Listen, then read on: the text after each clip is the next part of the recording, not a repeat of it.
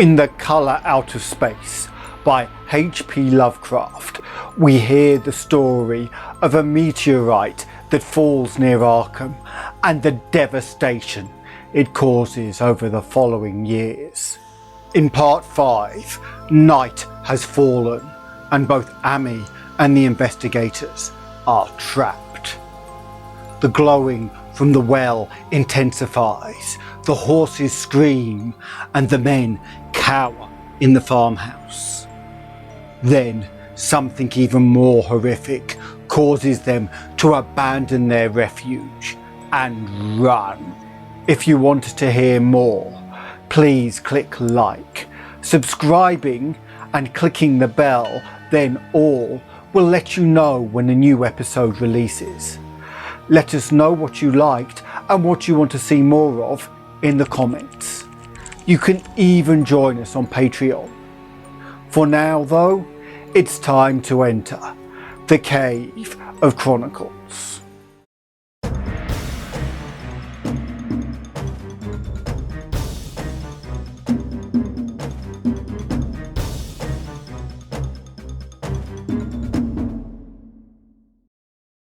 Not a man breathed for several seconds. Then a cloud of darker depth passed over the moon, and the silhouette of clutching branches faded out momentarily. At this, there was a general cry, muffled with awe, but husky and almost identical from every throat. For the terror had not faded with the silhouette, and in the fearsome instant of deeper darkness, the watchers saw, wriggling at that treetop height, 1,000 tiny points of faint and unhallowed radiance, tipping each bough like the fire of St. Elmo, or the flames that came down on the apostles' heads at Pentecost. It was a momentous constellation of unnatural light, like a glutted swarm of corpse-fed fireflies dancing hellish sarabands over an accursed marsh, and its colour was that same nameless intrusion which Amy had come to recognise and dread. All the while, the shaft of phosphorescence from the well was getting brighter and brighter and brighter, bringing the minds of the huddled men a sense of doom and abnormality which far outraced any image their conscious minds could form. It was no longer shining out, it was pouring out, and as the shapeless stream of unplaceable colour left the well, it seemed to flow directly into the sky. The veterinary shivered and walked to the front door to drop the heavy extra bar across it. Amy shook no less and had to tug and point for a lack of controllable voice when he wished to draw notice to the glowing luminosity of the trees.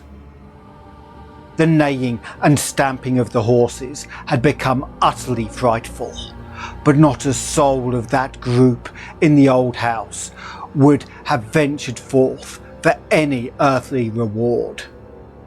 With the moments of shining in the trees increased, while their restless branches seemed to strain more and more toward verticality. The wood of the well sweep was shining now, and presently a policeman dumbly pointed to some wooden sheds and the beehives near the stone wall on the west. They were commencing to shine too, though the tethered vehicles of the visitors seemed so far unaffected.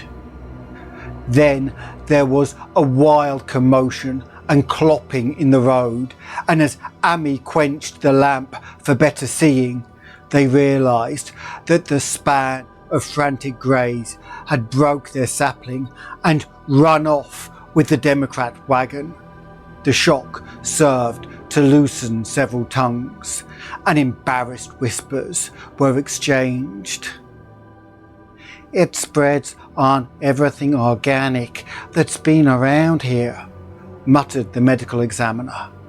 No one replied, but the man who had been in the well gave a hint that his long pole must have stirred up something intangible. "It was awful," he added. "There was no bottom at all, just ooze and bubbles and the feeling of something lurking under there." Amy's horse still pawed and screamed deafeningly in the road outside, and nearly drowned its owner's faint quaver as he mumbled his formless reflections. "It comes from that stone. It growed down there.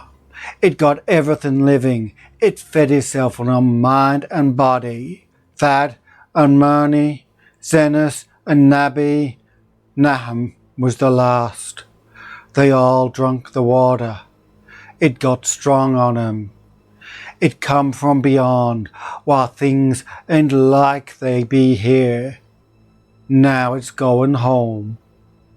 At this point, a column of unknown colour flared suddenly stronger and began to weave itself into fantastic suggestions of shape, which each spectator later described differently.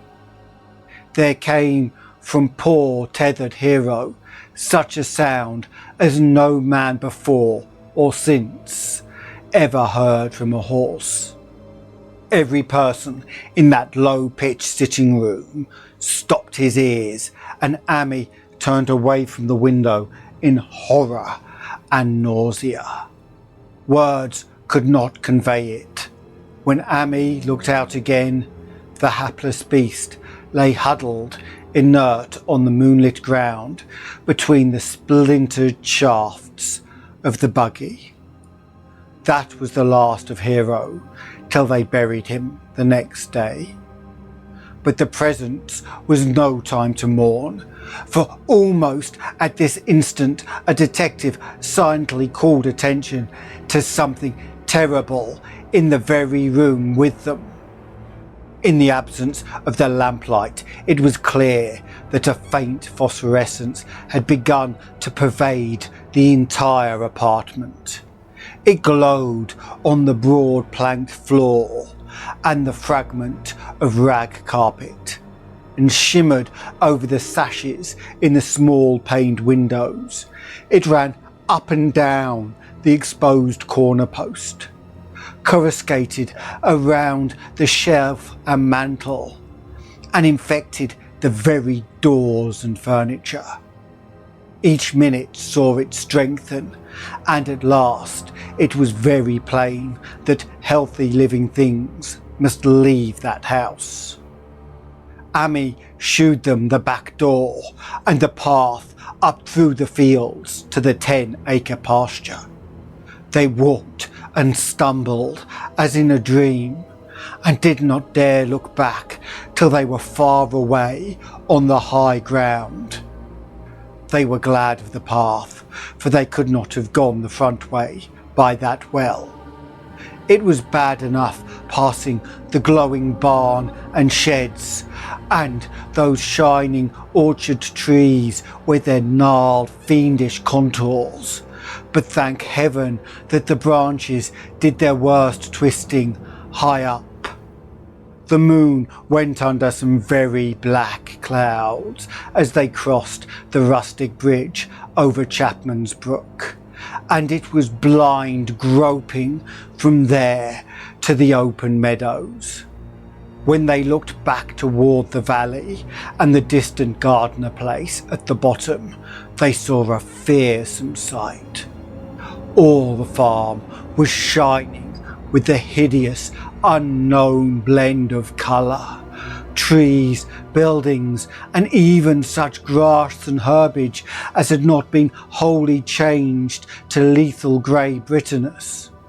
The boughs were all straining skyward, tipped with tongues of foul flame and lambent tricklings of the same monstrous fire were creeping about the ridgepoles of the house, barn and sheds.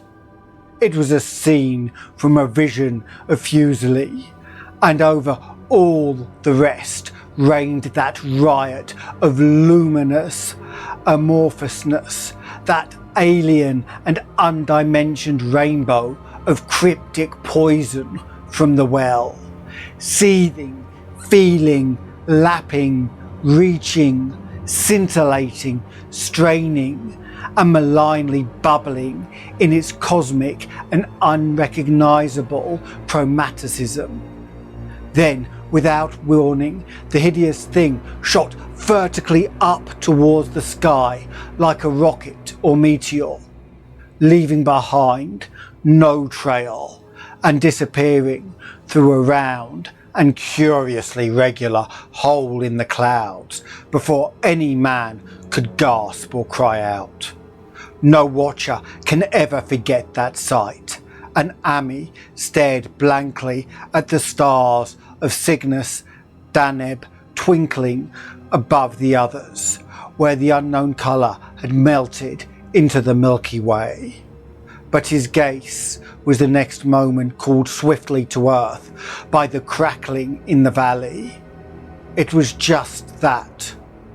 Only a wooden ripping and crackling, and not an explosion, as many others of the party vowed.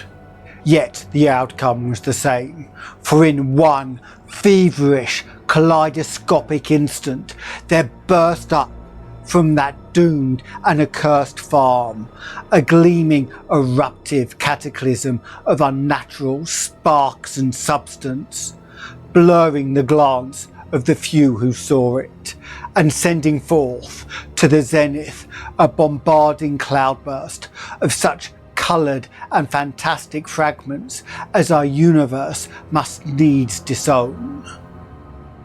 Though quickly reclosing vapours, they followed the great morbidity that had vanished, and in another second they had vanished too. Behind and below was only a darkness to which the men dared not return. And all about was a mounting wind which seems to sweep down in black furrow gusts from interstellar space. It shrieked and howled and lashed the fields and distorted woods in a mad cosmic frenzy, till soon the trembling party realised it would be no use waiting for the moon to shew what was left down there at Nahum's. Too awed even to hint theories, the 7 shaking men trudged back towards Arkham by the North Road. Ami was worse than his fellows and begged them to see him inside his own kitchen instead of keeping straight onto town. He did not wish to cross the nighted, wind-whipped woods alone to his home on the main road, for he had had an added shock when the others were spared, and was crushed forever with a brooding fear he dared not even mention for many years to come. As the rest of the watchers of that tempestuous hill had solidly set their faces towards the road, Ami had looked back an instant at the shadowed valley of desolation, so lately sheltering his ill-starred friend, and from that stricken, faraway spot he had seen something feebly rise, only to sink down again upon the place from which the great shapeless horror had shot into the sky. It was just a colour, but not any colour of our earth or heavens, and because Ami recognised that colour, he knew that this last faint remnant must still lurk down there in the well, and he has never been quite right since. Ami would never go near the place again.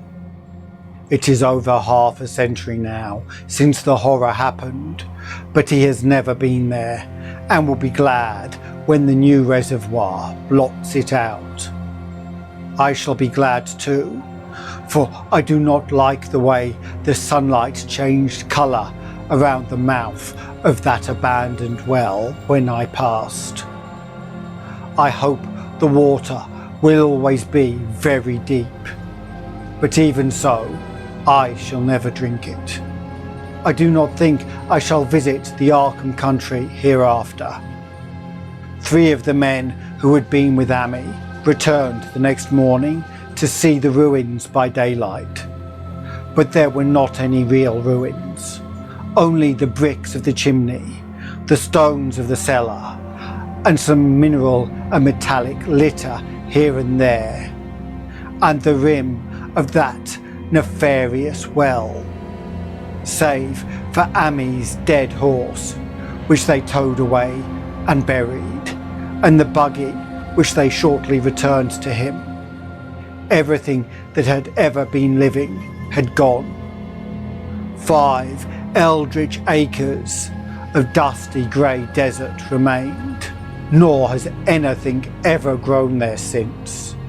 To this day, it sprawls open to the sky like a great spot eaten by acid in the woods and fields, and the few who have ever dared glimpse it, in spite of the rural tales, have named it the Blasted Heath. The rural tales are queer. They might be even queerer if city men and college chemists could be interested enough to analyse the water from that disused well, or the grey dust that no wind seems ever to disperse. Botanists too ought study the stunted flora on the borders of that spot, for they might shed light on the country notion that the blight is spreading little by little, perhaps an inch a year. People say the colour of the neighbouring herbage is not quite right in the spring, and that wild things leave queer prints in the light winter snow. Snow never seems quite so heavy on the Blasted Heath as it is elsewhere. Horses, the few that are left in this motor age, grow skittish at the Silent Valley, and hunters cannot depend on their dogs too near the splotch of greyish dust. They say the mental influences are very bad too. Numbers went queer in the years after Naham's taking, and always they lacked the power to get away. Then the stronger-minded folks all left the region, and only the foreigners tried to live in the crumbling old homesteads. They could not stay though, and one sometimes wonders what insight beyond ours their wild, weird stories of whispered magic have given them. Their dreams at night, they protest, are very horrible in that grotesque country, and surely the very look of the dark realm is enough to stir a morbid fancy. No traveller has ever escaped a sense of the strangeness in those deep ravines, and artists shiver as they paint thick woods whose mystery is as much of the spirit as it is of the eye. I myself am curious about the sensation I derived from my one lone walk before Ami told me his tale. When twilight came, I had vaguely wished some clouds would gather, for an odd timidity about the deep skyey voids above had crept into my soul. Do not ask me for my opinion. I do not know. That is all. There was no one but Ami to question, for Arkham people will not talk about the strange days. and all 3 professors who saw the area light and its coloured globule are dead. There were other globules, depend on that. One must have fed itself and escaped, and probably there was another which was too late. No doubt it is still down the well.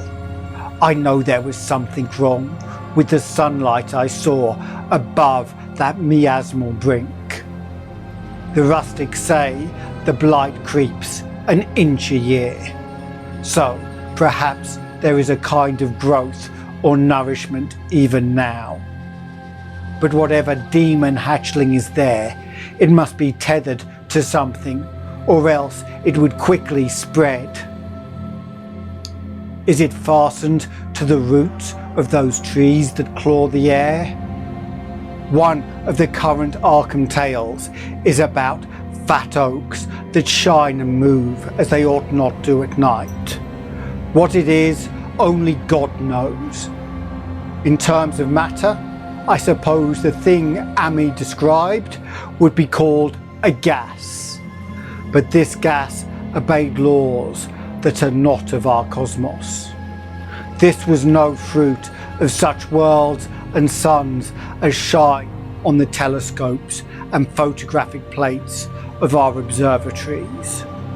There was no breath from the skies whose motions and dimensions our astronomers measure or deem too vast to measure. It was just a colour out of space, a frightful messenger from unformed realms of infinity beyond all nature as we know it, from realms whose mere existence stuns the brains and numbs us with the black extra-cosmic gulfs it throws open before our frenzied eyes. I doubt very much if Ami consciously lied to me, and I do not think his tale was at all a freak of madness, as the townfolk had forewarned. Something terrible came to the hills and valleys on that meteor, and something terrible, though I know not in what proportion, still remains.